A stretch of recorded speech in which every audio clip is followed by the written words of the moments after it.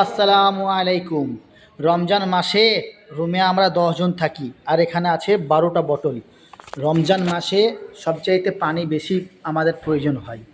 আর ভোরবেলাতে পানিও পান করে নিয়ে একবারে, আবার ইফতারের পরে পরেও পানির খুব পিয়াস লাগে, তাই 10টা লোকের 12টা বোতল এক সপ্তাহে ফুরায় আমাদের। রমজান মাসে একটু পানি বেশি বেশিই চাই। আর আরেকটা ব্যাপার হচ্ছে, পানি দিতে খুব করে, আর এই পানিগুলা এক একটা বোতল 5 দিরহাম করে দাম দেয়। 5 দিরহাম করে দাম দেয়। আর পানি কিনেই খাই বেশিরভাগ আমরা, কারণ যে ফিল্টার যে পানিগুলো থাকে, যে সরকারি ফিল্টার বা কোম্পানির যে ফিল্টার, এই ফিল্টারগুলোর পানি কিন্তু অতটা ভালো না, তাই আমরা পানি বেশিরভাগই কিনেই খাই। আর পানি বিদেশে পানি কিনে খাওয়াটাই সবচেয়ে বেটার। তা রমজান তাছাড়া 12 মাসই আমরা এখানে যতদিন থাকি ততদিন পানি কিনেই খাই। আর আমরাও বলবো সকল প্রবাসী ভাইদের, পানি দেখে শুনে পান করবেন, কারণ আপনি 2 টাকা পয়সা বাঁচাতে গিয়ে দেখবেন পেটের মধ্যে কিডনি পাথর হয়ে হয়ে সে হয়ে ডাক্তারে সেই পয়সা খেয়ে নেবে। তা সবসময় পরিষ্কার পানি খাওয়ার চেষ্টা করবেন।